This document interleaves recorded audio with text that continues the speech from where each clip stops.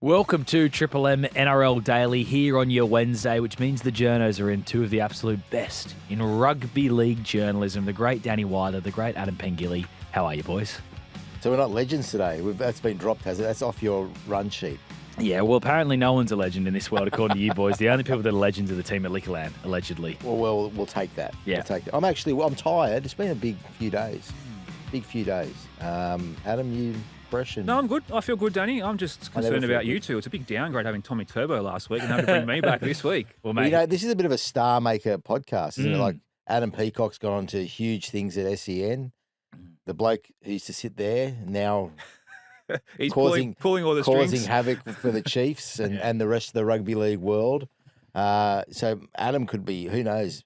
You haven't had any approaches from the Bears, have you? No Okay. approach from the Bears, but there's a few jobs going over there, I believe. So Plenty. who knows? Tom Trbojevic blew our salary cap as well, so we're going to have to just do our best for the rest of the year. He was very good last week, and Danny asked some very pointed questions. I listened. It was excellent. We got good Excellent. reaction from him. Like, he was good. I thought. I think he sees himself doing some more media down the track. And Charlie, another one for you to put in your stable, maybe. Definitely. Well, he had a couple mates message me and go, they saw the video of Tom taking the piss out of Kieran Foran. Like, I hadn't seen that side of Tom Trbojevic before. He's funny. And I was like, yeah, he's a great chat. And his manager even said it was it brought out a side that he really liked seeing. So shout out to Tommy. Yeah, he's got a future in it for sure.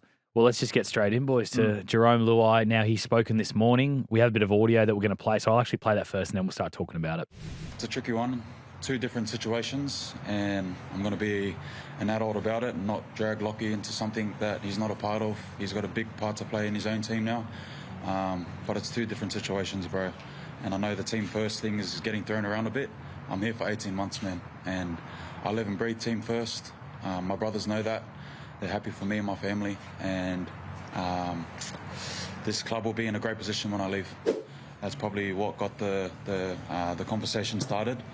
But it's not what got the deal signed and delivered, So unless you get over there, experience it for yourself, you won't really know yet. So there he is, Jerome Luai, a $1.3 million a year tax-free deal, 3-year deal, just big news, Danny. And he spoke really well this morning.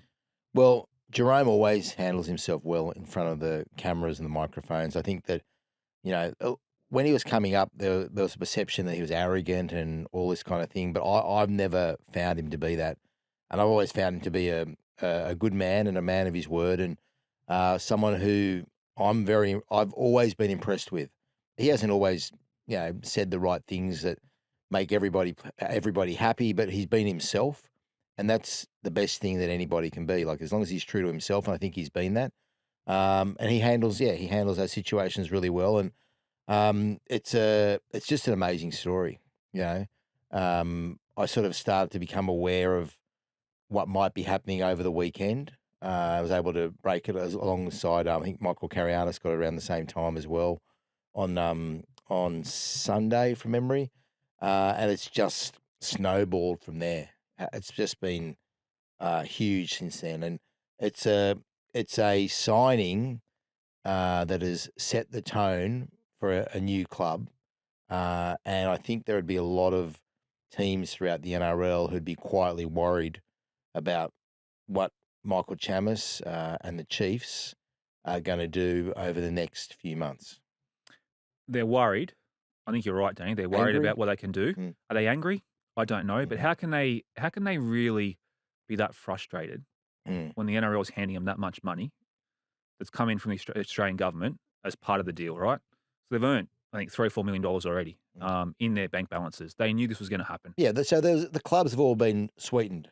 They've had the Chiefs situation sweetened. So, in theory, if they came out and complained, it'd be a bit hypocritical. They could have said no to the money if they wanted to complain about what the Chiefs are going to do. I thought Jerome Luai handled himself really well this morning.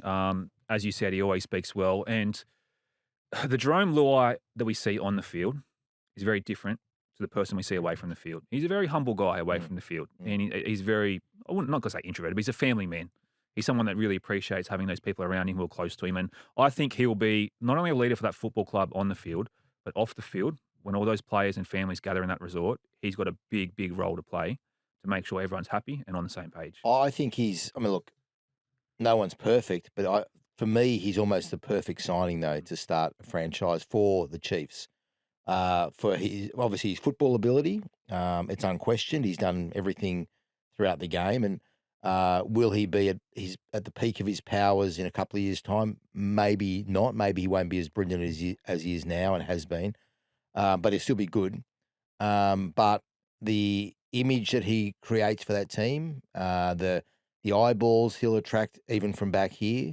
You can see him on billboards, can't you? You can see Jerome Luai on billboards, and you can see him selling products and being, a superstar, because I think he's got that superstar element, and I think whilst he might be introverted, I also think he's comfortable being the front man. Like remember when he left Penrith, he said he's sick of being Robin. He wanted to be Batman. Yeah. And now he's in charge of Gotham City, isn't he? Like he's got, I don't know. Like there's no question that he's comfortable. I mean, I remember when Anthony Mundine was around, he used to say, "I'm the man." Jerome doesn't say that. He says, "I'm Batman." So it's not too dissimilar, So I think he's able to jump into a leadership role on the field, but more importantly, off the field. And there's been talk that he's going to be allowed to build a team. It'll be interesting to see what sort of team they assemble around him. Well, which players could that be? Is the question. We looked at a bit yesterday, and there's some huge names that are available, but also guys who are very connected to Jerome Luai as well, like the May brothers, like the Fineout brothers. You've got Liam Martin, Mitch Kenny, a lot of these big names, Moses Leota, who all have a great relationship with Jerome Luai. Yeah, look, I've heard you diving into all that, and we're speculating, aren't we? I mean, a lot of it's speculation. Before we jump into that, I think we've got to deal in a few facts and a few things right now. And I think that we've got to give credit to Michael Chammas. Definitely. I mean, I bag him everywhere I can, and the Chief Chammas, I bag him at every opportunity, but I have to give him extreme credit for setting the tone for that organisation. Look, let's not muck around. Without Michael there, this wouldn't have happened. Okay, and like if people think I'm exaggerating, what were the Perth Bears doing? Where was their private jet? Yep. What were your Dragons doing? You need a half. In multiple halves. Well, don't you reckon? Yeah. Like what? I don't know how deeply were they into. Well, we've heard them. Well, they can't, Danny, because I suppose. Well, he was a free agent. Yeah, he was a free agent for right now. Yeah. You're right. Yeah. But the thing about Michael as well is just back on that point is that no one knew Jerome Luai's contract better than he did. Yeah. He broke the story initially about Jerome Luai having the clauses in his Tigers deal to have it in 27, 28, 29. So he knew exactly what he was doing. And he knew the machinations of how it would work perfectly well, Yes. like how he would take up the option and have a year with the Tigers, and that suits him. That suited the timeline for PNG. So it was brilliant. It was really good. But this is the struggle for teams, Danny, like the Perth Bears and the Dragons. If they offer Jerome Luai $1.2 million, similar to what he's on at the Tigers, he's only going to take home $700,000, roughly about that. And it's just they just can't. Maybe I'm being they can't harsh on compete. those teams, aren't I? They can't compete with what PNG's got. And I know there's been comparisons about the Lachlan Galvin situation. I don't know what you guys have got to take on that, but certainly that's raised its head at the moment about the team first mentality and everything like that. I think Jerome said this morning, he goes, it's two completely different scenarios. And I do tend to agree with him because technically Jerome's off contract right now. Yep. So he can do whatever he likes. Yep. When Lachlan Galvin moved from the Tigers last year to the Bulldogs, he was still in the middle of a contract. Yes, the Tigers agreed to release him, but clearly there was agitating for him to get out of that deal. Look, it's nice to for journos and whatever to draw that parallel and say they're similar. They're not similar. No. I mean, Lockie Galvin had a list of complaints as long as his arm ready to go about how felt he's been treated at the Tigers, and he wanted out of there, and he was on contract. Jerome Luai was off contract. That's a simple difference, and he's serving out another. I'm not serving out, but he's going to have another 18 months there, where the Tigers are going to get some really good value out of him, you'd imagine, because he showed, like when he left Penrith, that he was able to put in and ignore anything else and focus on the now. And I think he'll continue to do that. He knows that he's got a job to do, and he's a man of immense personal pride. And I think that he will endeavour to show exactly how good he can be. He doesn't want to go out on a bad note with the Tigers. No. And I think he'll want to. He's got an ego about him. He'll want to show how good he is, and I think that will drive him as well as his love of his teammates and Benji Marshall to perform really well. You got to look at how the Tigers fans feel, I think, and they all hated Lockie Galvin. And I think most Tigers fans are understanding of this Jarome Luai situation, given the money we're talking about as well. And he's a kid that grew up in Mount Druitt, that had a tough upbringing, that had a dad who went to jail at times.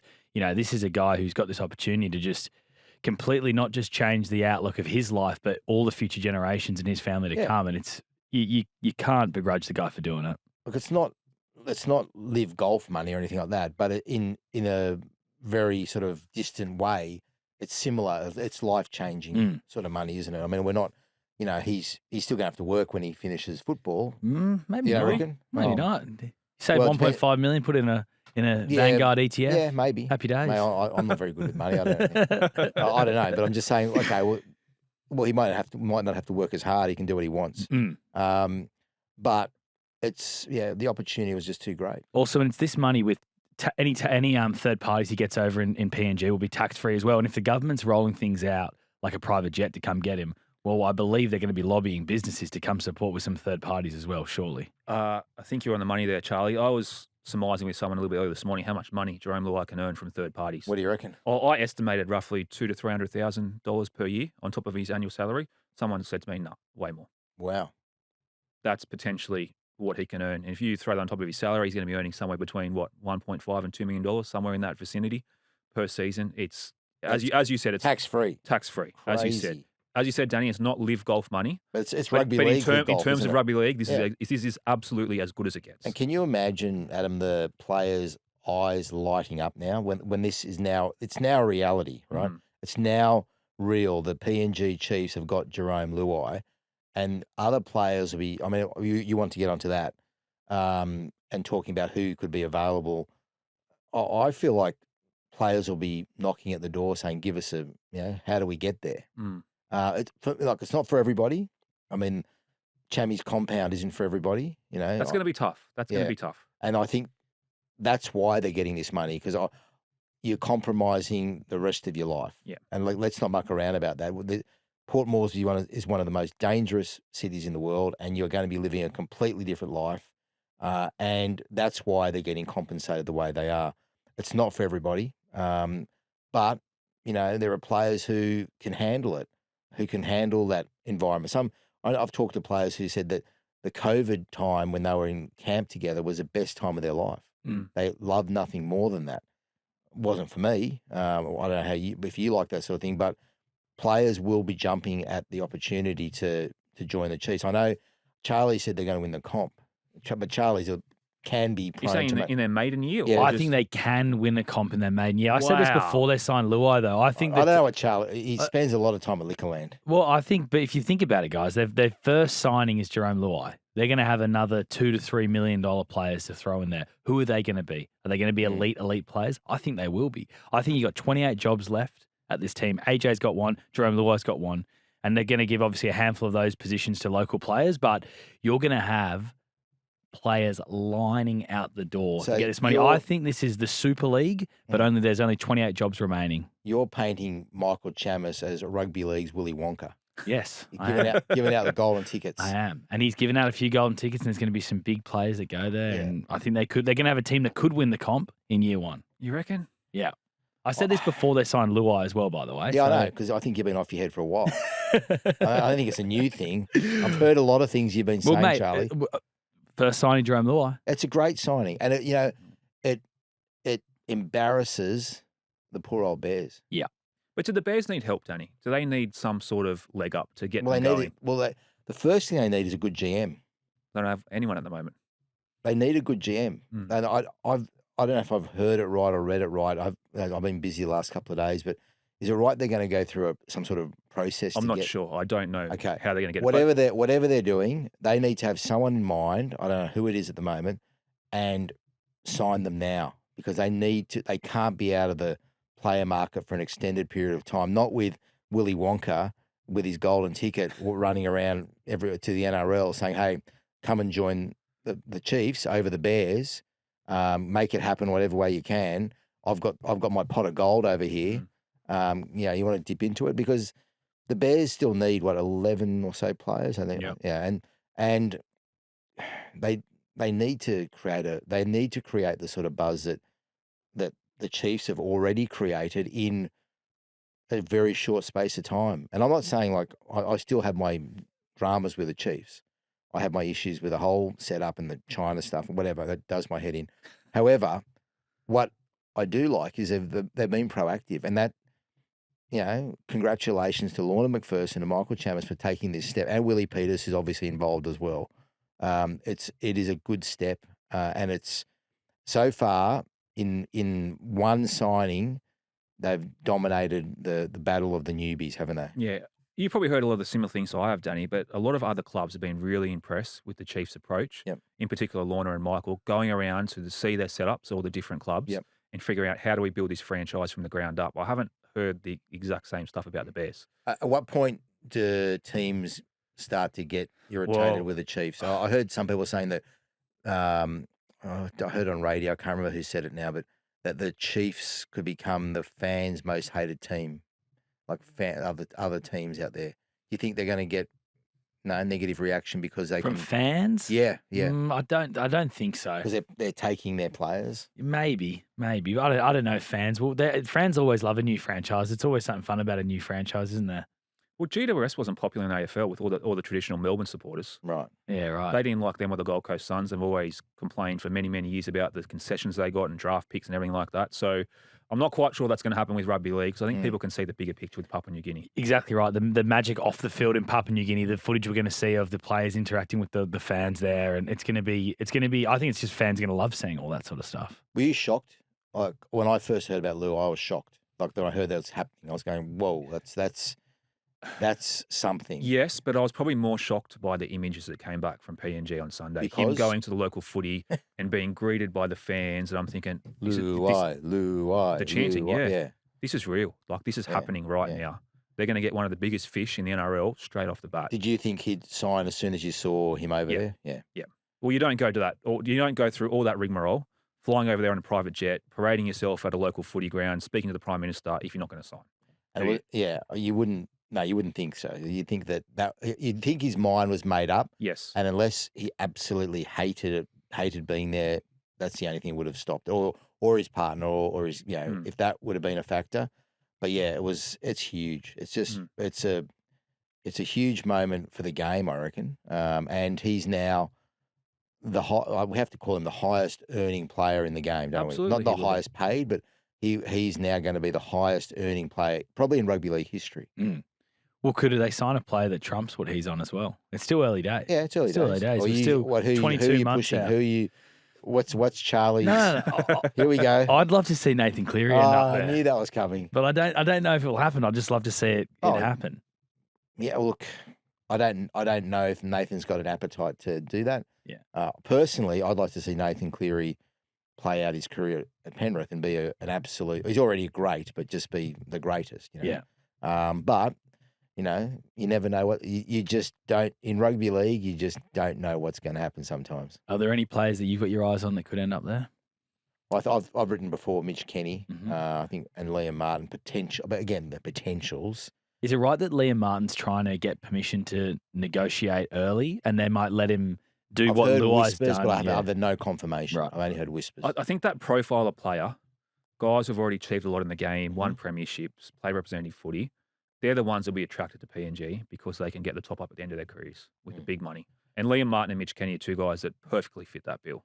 Do you think, like Luai as a player, do you think he'll still be As effective? in a couple of years? Like, Well, you could make the argument, and this might be really harsh to say this, Danny, but for what he's getting paid at the Tigers in the 18 months he's been there, he might not have quite delivered up to his price tag on the field, but it's everything he brings to the club off the field. That's the value. And clubs know that. They're willing to pay a premium for guys like him because they know they can instill the culture at a club that they can't get from other players. They're willing to pay a little bit more. So he's definitely helped turn that club around. And Benji said that this morning, Charlie. Yep. Of course, he's disappointed that Jerome's going to leave at the end of 2027, but he knows what an impact that guy has made on the club. yeah, I don't think that the Tigers are blowing up that he will have the next 18 months there and then go. I think they know they're going to get probably peak Jerome Luai in that time and right now. And then beyond that, it gives them time to look around to sign the next one, or if they haven't got one in their ranks already, they'll have a war chest, and they'll have the ability, hopefully, because they'll be a good football team by then, to attract the right player. I was interested in Benji's comments this morning. The young kid at the Tigers, Andrews, what's he? Javon Andrews. Javon Andrews. Benji was running through a few of the different options they got, and he went through 3 of them. He named Javon Andrews first. And then so we've got Olatu Fainu as well as Jock Madden. So he knows All good players. But I was just intrigued that he dropped Javon's name first. I haven't seen much. I haven't seen much of him Charlie, at all. No. Yeah, watched him in the under-19s Origin game. And? Fantastic player. Looks like a great young kid in the future. What does he look like? Well, in terms of a playing style, it's probably hard to say. He's got a big body, big frame. I think he's a creative player. He's been getting a lot of tries this year in Cup, so keep your eye out for him. Maybe Lockie Galvin will be off contract then too. Maybe. Bring Don't him back. you start. Just joking. Could it derail the Tigers this year, though? No, I don't Not think at all? so. I don't think so. I've got to commend them the way they've handled it, to be honest. Like, they've ripped the Band-Aid off straight away. Jerome fronts the cameras, so does Benji. They say, okay, we're parking this. It's done now. Let's get on with the rest of the year and playing our first finals game in 15 Mate, years. it saves us from hanging around car parks and trying to film their offices. I had to have a laugh the other day when he flew back in on Monday evening, and he came out of the private charter area of the airport and out the side little gate, and he's driving out of the airport in these personalised number plates. Yes, it helped us.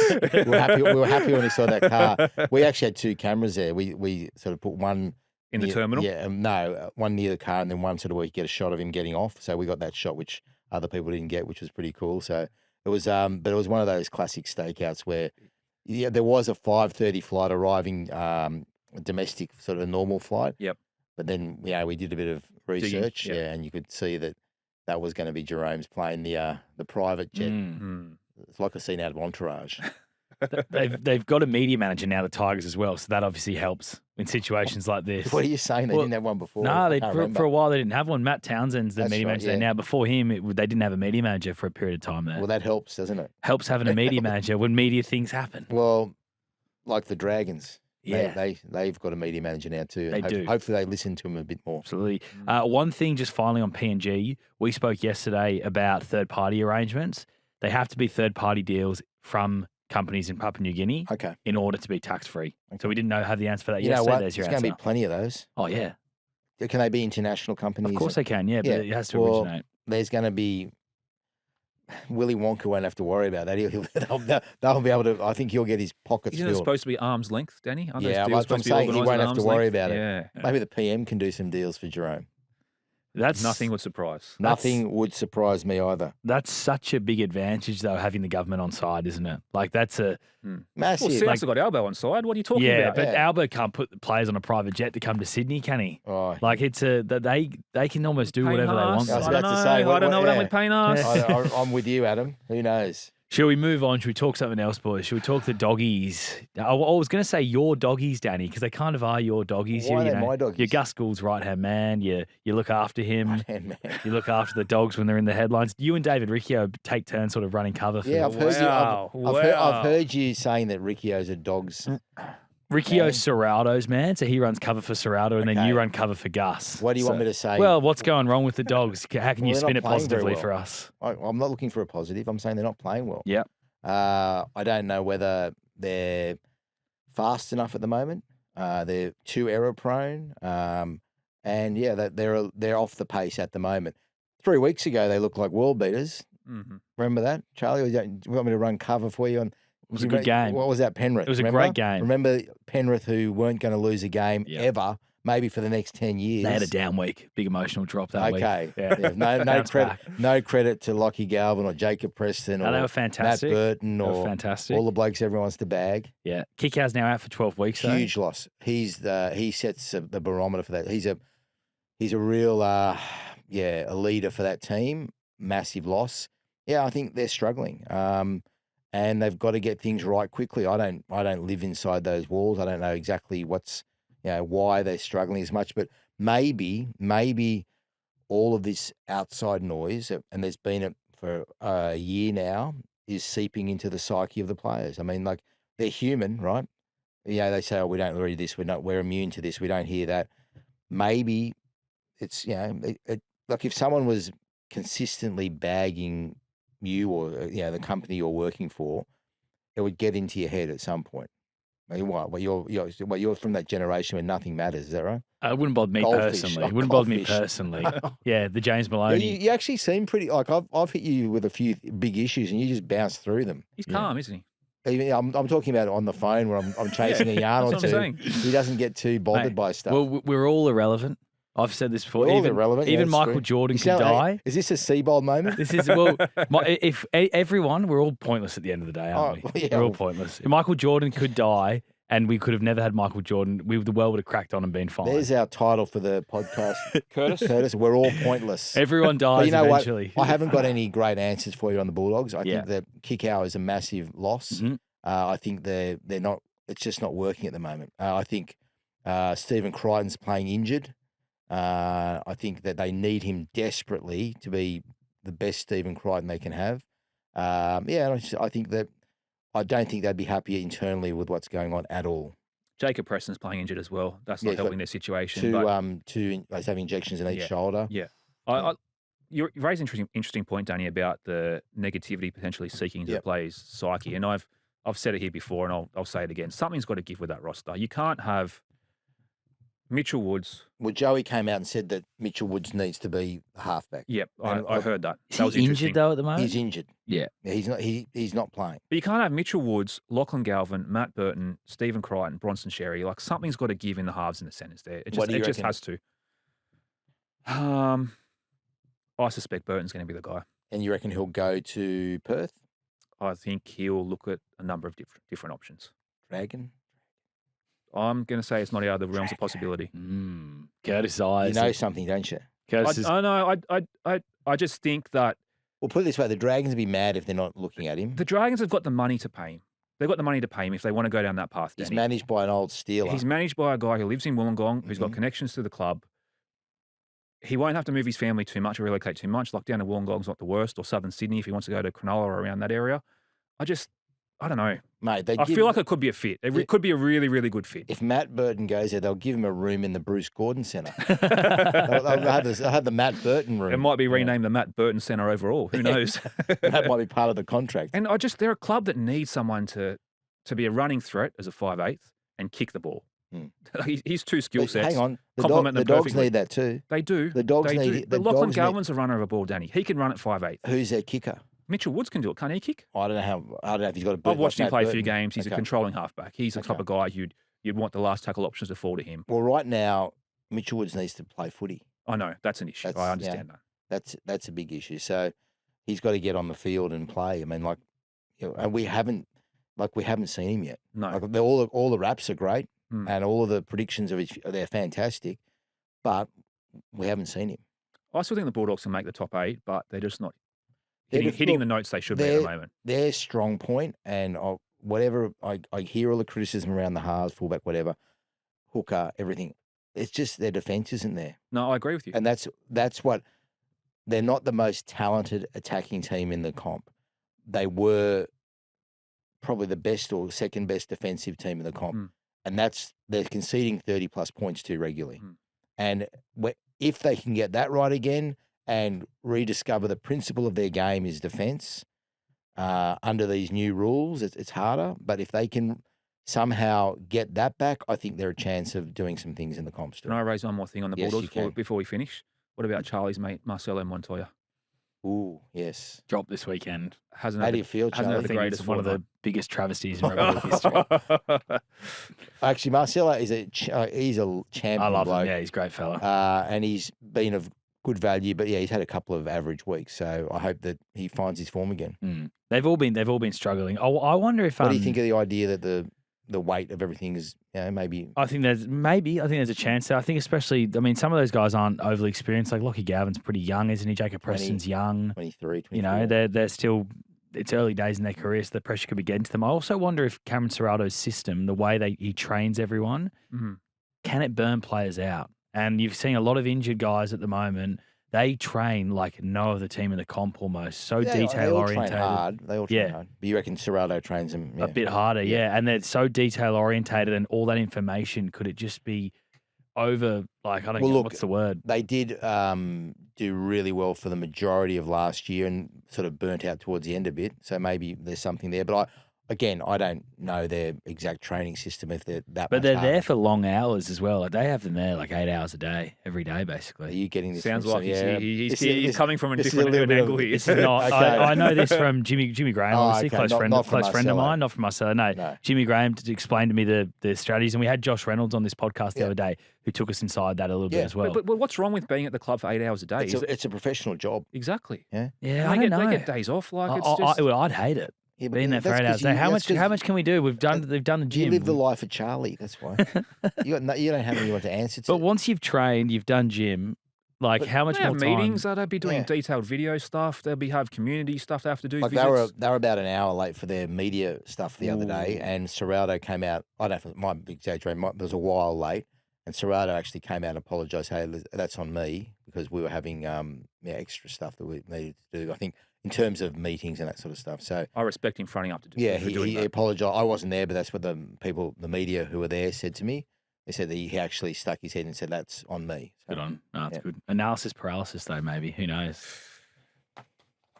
I'm only winding you up, Danny. Don't worry. No, Don't mate, worry. you I'm can only wind me winding you up. I'm only winding you up. I know you love Gus. And who's running the show, though? Is it Gus or Cam Serrato? Cam Serrato, Cam Serrato, yeah. 100%. 100%. Like, yeah. 100%. So he's the guy making all the He play moving makes- decisions. Well, I'm sure they consult on player stuff, but I mean, Cameron Serrato's a coach. Cameron Serrato gets what he wants. Okay. Good to know. Doggies fans, maybe you can still make the 8. We'll find out as the season goes along. Geez, you're death riding a lot of teams, Charlie. Quick break. Journos. Quick break. We'll be back shortly on Triple M NRL Daily. We do the show as always, gents, thanks to Liquorland. Absolutely legendary. The term legend, as you always say, Danny, gets thrown around a bit too easily. You can't call Damien Cook a legend these days, according to guys like Brent Reid. That's Poor fine. Cookie, he just gets I know. dragged into your conversations all the time. But, mate, I called him a legend. I'm the one who sees him as a legend. Well, you can, if you see him as that, continue to call him that. I will. And the team at Liquorland, they are legendary. They've been filling fridges for all occasions, from cozy nights in to footy parties to last-minute dashes when you forget to bring a bottle, for over 50 years. That's incredible. A legendary country deserves a legendary bottle shop who bring the epic value and legendary drinks on your Liquorland. Legendary. Choose to drink wise. We're going to turn our attention now to social media. Before we do that, I've got a couple Okay. of things I have to say. Go on. Firstly, about you, Charlie. Oh, no. I had a I won't say who, but I had a very high-profile media exec Right. say what a talent you are. What? Really? Yeah. Wow. And how big a future you've got in this biz. I tried to talk him out of that. Yeah. Had they been at Liquorland, had they? I don't know where they'd been, but yeah. That's very nice to hear. Thank like you for that, Danny. talent, good opinions, which I said, you can't listen He's that taking often. over Channel 7 soon. I can see And it. good-looking rooster, you Mm. know, and all that sort of stuff. So, Charlie, yeah, you're on the up and up. That's good Adam, to hear. I listened to you. We can mention other radio stations. Of course you can't can, we? yeah. Adam on my life is so sad. I'm listening to Big Sports Breakfast on Sunday morning. It's good listening on Sunday It is morning. good, yeah, with Adam and Bullfrog, Yep. Bulldog, Mm. and Adam was hosting.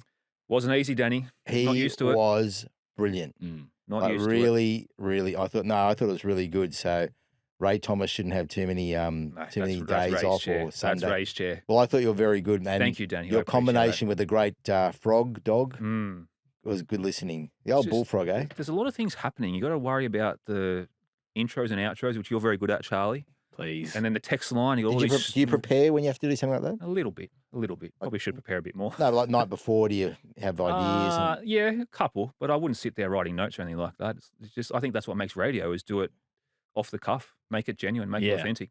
I'm part with of you.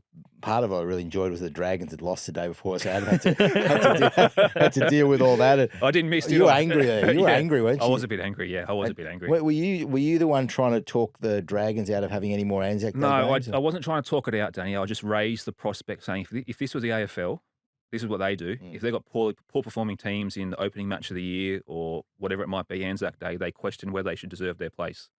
Now, the Dragons have got pumped a lot of times on Anzac Day in recent years. They conceded 60 plus in 2 of the last 3 years. So I'm not saying they should lose that game, but I reckon there'll be other clubs looking at it. And the dog turned that into a column, didn't he? He had a good column item the next day, and I think created some good debate, Charlie. Yeah, I mentioned it on the buy round, and I got hammered in the comments about saying that you could. Do you read the comments? Oh, I do read the comments. Yeah. You got to. You got to Danny read and the I are comments. too old now. We avoid them. Yeah, I probably got to stop reading the comments. Occasionally I'll have a look and then like the ones that are bagging me. It's good fun though. If you give it an opinion though, I reckon you got to cop it when people give their opinion Have to back. cop Of course you do. Yeah. Have to cop it. Yeah. And I think sometimes as journos we're too sensitive, aren't we, Danny? Like we give it out sometimes. We've got to be able to take it. 100%. are we leading into the? Yeah, let's get into it. That was a real natural segue, wasn't it, Danny? Take us inside. Obviously, you spoke to Gus Gould about. There's been a lot of social media. Oh, I thought we were going somewhere else with it. Oh, I thought we were going to go to the social media, online abuse. I thought we were talking about journos being thin-skinned and copying stuff. Well, we can do that instead if you want. They kind of segued into both, didn't it? You go wherever you want, We'll Charlie. start with the social media stuff. It was a great column from you on the weekend, as it always is. You spoke to Gus Gould about, the rise in social media, online abuse of players. Yeah, well, it's not just on. Yeah, so he's of the firm view that fans who are abusing players in a defamatory way should be banned from the game. Like, should not be allowed.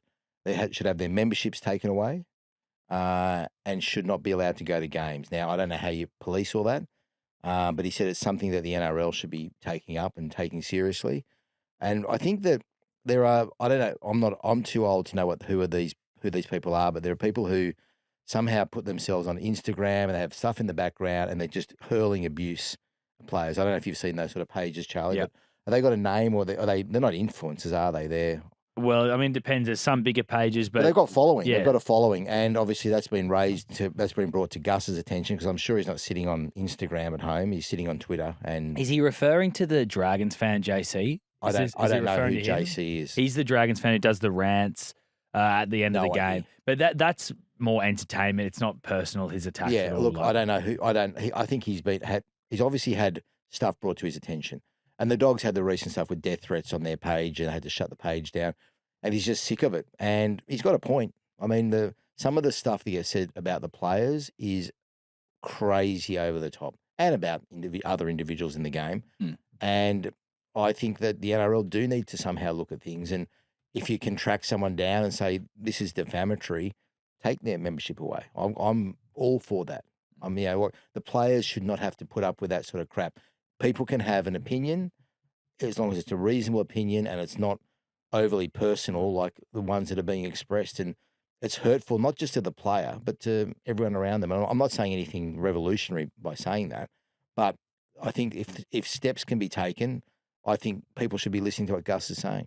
Just back on the Bulldog situation, Danny, when they had that issue, it was a few weeks ago now, wasn't it? When they had the take down the post or whatever else. I think I got told that they had social media staff who were monitoring or moderating the comments on their posts, and they couldn't keep up with deleting the offensive or defamatory ones in real time because there were just so many. That's why they just take the whole post down. What are people doing with their lives? I don't know. Like, seriously, do something else with your life. Yeah. Don't get on social media and sit in your dungeon and post. Yeah. Like, what sort of trolls and, anyway, I'm not going to swear, but idiots are doing that. Like, do something else. Go outside. Yeah. it's crazy. We've got to be honest, fans are the lifeblood of the game. They're extremely important to rugby league. But they don't have the right to defame. That's right. They shouldn't cross a individuals. line and defame the people that are involved in the game. And make that's the death issue. threats. Yeah. Like, that's just not on. Yeah. Yeah, death threats is insane, isn't it? Like, why on earth someone would want to give someone a death threat? And that's what the main issue with the Dogs was. They had to delete. They were trying to delete death threats. Yeah, and they just couldn't keep up with it. Gus in his comments was referring to the Dragons stuff. There's been a lot about the Dragons. And actually, I know that Andrew Lancaster reached out to Gus and said thank you for saying that. So obviously they're noticing it as well. Well, Lancaster's been noticing a lot of things, because we'll take a listen to how Braith and Astor was on an NRL 360 on Monday's episode when talking about him. Friday, I met with St George Illawarra Chairman Andrew Lancaster, a highly respected businessman and good person. I respect him for reaching out, and I'm sorry for any personal criticism. I hope for Dragons fans, that Andrew and his team, Tim Watford and the board, can turn the club around. An apology. Now, I found this very interesting because obviously he called him weak as piss, or said what he said was weak as piss. Is that worthy of an apology? It seems a bit There must have been more to unnecessary. it. There must have been, in totality, the comments that he must have made, you know, and at no point did Andrew Lancaster ever name Braith because he made those comments at the media No, conference. he didn't name a particular media And organisation. I don't look. I'm not an expert in defamatory law and lots of defamation law, but there must have been something to provoke that response, other than just the weakest piss comment. And maybe in total what Braith had been saying, and I pointed out strongly in a number of places that from the moment that Lockie Ilias wasn't being picked, the narrative around Shane Flanagan changed on NRL 360, and I stand by that. And there is evidence to back all that up. So maybe that's part of it all, and maybe I don't know. I'm not going to dip into areas that I don't know exactly what was being said by why Andrew Lancaster was upset or why things panned out like they did. I do know they had a conversation. That was the interesting part for me. They actually sat down and met. Yeah. And thrashed it out. Yeah. Which appears is anyway. good. You know what? Good on Braith for Yep. doing that. I agree, think he 100%. deserves credit for doing that. And I think he, I don't know whether he was made to say those things. I imagine he was. And it happens sometimes. So it's just part of the media landscape. What's the relationship like these days with Fox and Kenty? Do you know? Like, don't obviously know. they were thick as thieves, weren't they? I at don't one think it was a point? good exit, Right. from what I can gather. And I don't think his exit from News Corp generally was great, from what I can gather. I mean, but I'm not close to Kenty, and not many people from News Corp want to speak to me, so Fair maybe enough. ask other people. Maybe Adam would know. You know, Adam? Mr. News I Corp. don't know a whole lot, Yeah. Charlie, to be honest. But having said that, I've listened to Kenny's podcast a few times. I'm enjoying his opinions. Yeah, he's got great. I did a podcast with him the other day. Actually, he came. Yeah, on that the was bar actually out. that was really good. Fantastic chat. He took us inside worth how listening. journalism's changing and everything Well, I was was fantastic. interested in how he talked about his health battle, Yeah, and I found that genuine, sincere, humbling. I found it a really good listen. Was that on one of your other podcasts? that was on the bar round. Yeah. Okay, yeah. so go listen wherever you get your viewers, podcast. listeners, go back and have a listen. It's worth listening to. Yeah, no, he's great, Kenty. I mean, because I worked with him from when I was like 22 years old for many years, so I've got a lot of respect for Kenty. Let's talk Wayne That Bennett. was one of the stories I had to blue with you about a few years ago, wasn't it? Yeah, that was The I think maroon. Kenty, Team Boa. Maroon over here. Team Maroon. Yeah. I'm Team Maroon as well. Hey, I'm team Well, everybody. That's one of the things where Charlie held his cool pretty well. I was coming at him. I don't know, that was many years ago now. I would have Do you been. pick up the phone or do you screen it when No, Danny so I rings? think I spoke about this maybe on the show the other day. I was actually at a funeral that day, Oh, so sorry. I turned off my. I was there in Actually, the no, morning. You did. So say I that, turned it yes. off and I turned it back on. I probably had about 40 missed calls, and I think I eventually spoke to Danny and others, and we could, eventually spoke to everyone. But it was Hey, it was we're here today still. Still here to tell the story. Somehow, for the moment. Wayne Bennett's press conferences. Now, the story around this is basically the talk is that he's, shutting down South Sydney's excellence and doing a bad press conference to take the attention away from the Bunnies. Wayne wouldn't do that, would he, Charlie? How will that read in text? yeah. Well, I watched that press conference after the game, and I was fascinated between the exchange between him and Lara Pitt, who's an outstanding presenter and journalist. And she was asking some really good questions, I thought. Wayne was not giving anything at all. I think Lara's fabulous. Yeah, She it's does a great. great job. Yeah, She does a great she's job. got, you know what? She's got backbone, Yes. and she has a proper crack, Yeah. Yeah. and she wouldn't take any crap from Did you Wayne hear the Bennett. comment she made at the end of the presser? No, I didn't hear that. She said to Cam, seeing as though Wayne doesn't want to say anything, can you answer this question? I thought that was fantastic Yeah, from I like Lara. that. Oh, listen, this is part of Wayne's shtick forever, Charlie. It's been like this for how many years? He's not going to change. Souths won't care. Like his bosses at Souths won't care because as long as they're winning games, that's all they're worried about. And Wayne has this persona where he gives nothing in these press conferences, likes to keep journos on their toes. But privately, you can speak to Wayne Bennett, and it's fine. Picks up the phone. Picks up the phone, you ring him, he speaks about anything. Danny, Yep. you've been through the same Yeah. situation as I have. You know what it's like. Yeah. So we're talking about Wayne. We're not talking about how good Souths are. Mm. So Wayne's winning, right? Wayne's got us again. Like, good on you, Wayne. You've got us again. But yeah, like Wayne. I reckon Wayne could write a better column than you and I, Adam, because he's over all the goss. He knows everything. He that's knows going. everything. Like I'd love to read Wayne Bennett on a Sunday. His little column. We could start an independent one, just the Bennett news or the Bennett files, because I reckon he thrives on information, That's why he's such a good coach. He knows what's going on. He speaks to his players. You know, the way he is across everything. He could write a far better column than us. And the idea that he hates the media is incorrect. It's false. It's completely false. It's not true. You know, Peter Bedell's made a career out of being close to Wayne Bennett. Yeah. Hasn't he? Yeah. I reckon one of the best stories I've ever heard about Wayne was when Andrew Webster wrote the book, biography about Wayne. Mm-hmm. When was that released? A couple of years ago now? Yeah, A few years ago now. And obviously, Great Webby, read too. a fantastic read. And Webby had the process of trying to get Wayne to cooperate, but it wasn't the be-all and end-all. And Webby tells a story that one day, when he was a long way down the line doing the book, that Wayne rang up and says, "Have you found out who the real Wayne Bennett is yet?" That's pretty good. It's just because he genuinely cares what happens in the media, but once those cameras are rolling in a press conference setting, it's all an act. And you know what? During the week, he does a pre-game presser, and he's usually happy to talk about all sorts of issues of that, which is great. Doesn't really want to talk about Souths or anything like that, or wrap his players or milestones or anything. He doesn't want to do that.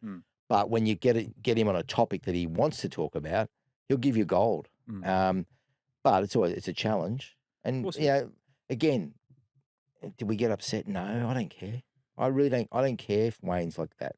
It's who he is.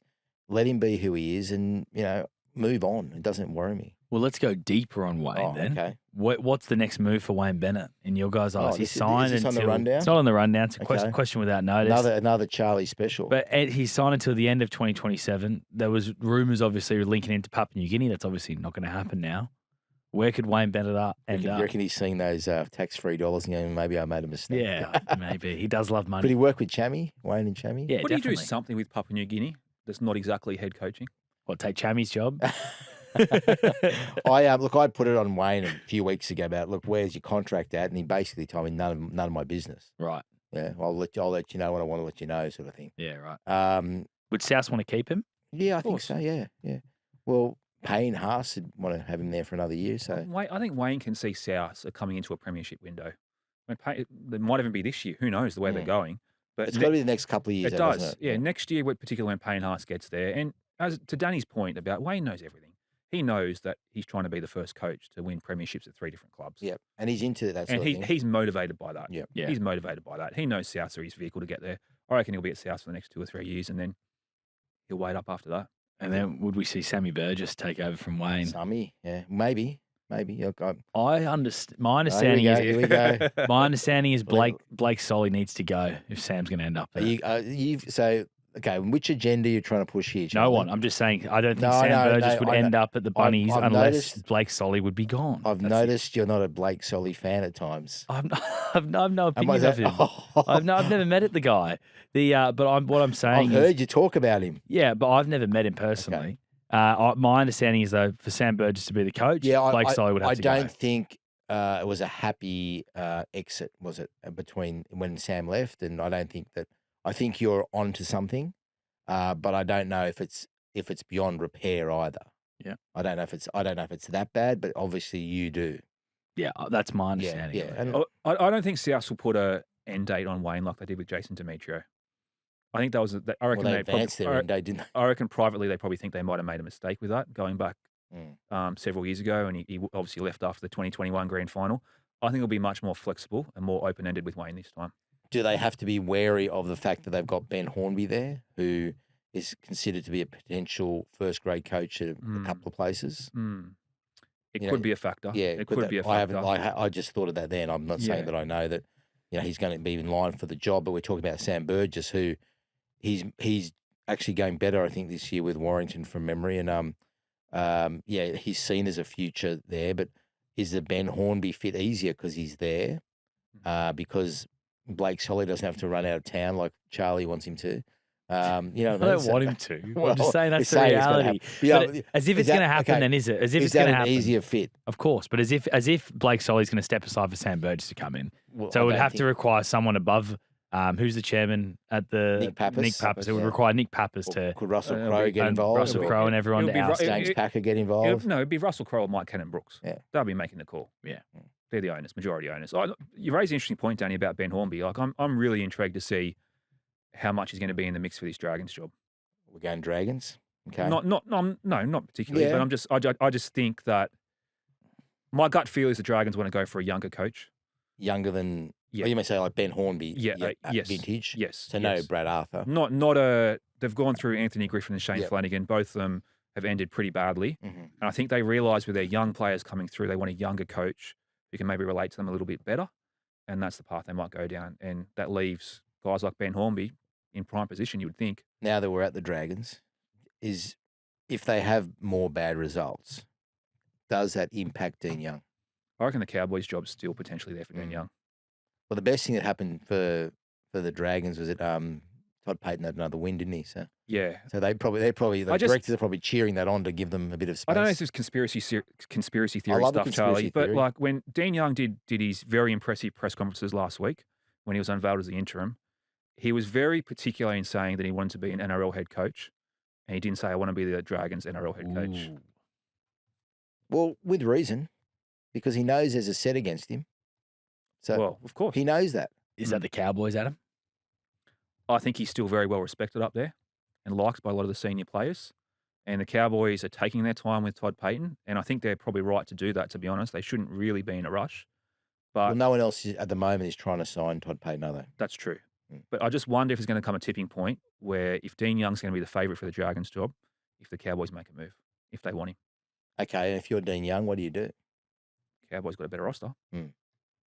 Mm. Would you agree? Yeah, at the moment, they've got a far better roster. And it's funny that the Cowboys are making decisions about players without knowing who their coach is, isn't it? Unless they know. But like they've signed Purdue long term, which you're going to always do. You're allowed Drinkwater to go, those sort of things where they're obviously, they don't have a coach signed for next year, but they're making those decisions. Mm. So I think that's really interesting as well.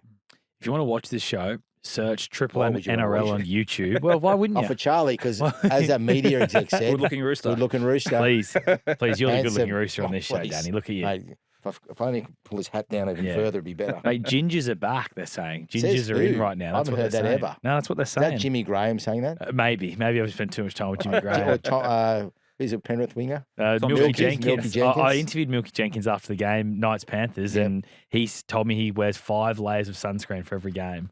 Every God day bless game. him. Every day game, yeah. Column item. Yeah.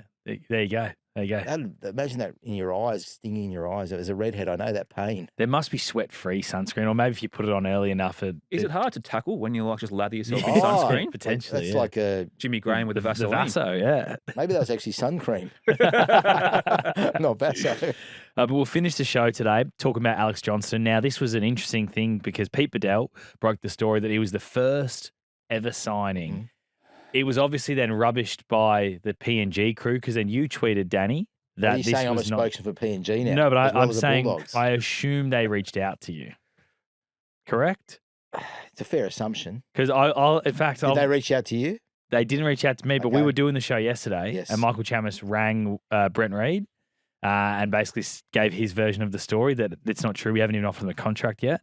Can you put a tweet out to Reid? And Reid's like, I can't go against Pete Bedell. He's one of my Wow. colleagues. We're lifting, So- lifting the covers Wow. on I like the. this. So, and then I Imagination. assume that he then rang you as well to get How the do you know same he didn't thing. ring me first? Well, he probably did ring you first, but like I'm just saying, he's gone and rung a News Corp journo and a Fairfax journo to try and Nine get Entertainment, yes. to try and get a one. story out there. So, what is the story? Is he signed? Well, the story is there's no contract. Okay. But it'd be a surprise if he didn't eventually have a contract. But at the moment, there's no contract. And obviously, there was a feeling that Jerome Luai was going to be their first signing, and he was. Mm. That's according to the Chiefs. And they've done their statement today announcing him as the first signing. Correct. They've branded him as that. 001, they called him. Yeah. 001, I love it. Why does it matter? Does it really matter? Like, honestly, Oh. does it really matter who is the first player You know signed? what? I don't think it does, Danny, honestly. But it might matter to Jerome Luai. Well, have they told Jerome Luai you are going to be 001 player and we're going to announce you first, and that's why they're it's so a pretty worried cool about thing it? to have, though. Like, yeah, but does it really matter? Maybe to footballers it does. Like, didn't Alex Johnston tell his South Sydney teammates yesterday morning? Isn't that how the news slowly filtered out? Correct. So, Without a contract. Did it come but through the players? he's obviously agreed to terms. Must have. He wouldn't be saying that Yeah. if he hadn't agreed to terms. Must have. I don't. Why are we getting our 001. Why are we getting our knickers in a knot over this? Seriously, they've signed 2 fantastic players right, who are going to be great, or haven't signed officially Alex Johnson. Sorry, I should retract that. They've agreed to terms with two. You'll be doing an apology to Michael Chamis. They've agreed to I terms am with two very fantastic sorry, Michael players. Chamis. Does it really matter? Does it really matter how the news gets Maybe out? to a player it does, maybe to the club it does, maybe they've got marketing around it. Who knows? Who knows why? There might be other reasons, but to you and I, maybe not. Yeah. To a player or to the way that the Chiefs want to set up their entire culture. This is rugby league, Danny. There's no secrets. Stuff gets out. Number 1, 00. 001. Who's going to be 007? Nathan. Yeah. Stay tuned. Stay tuned.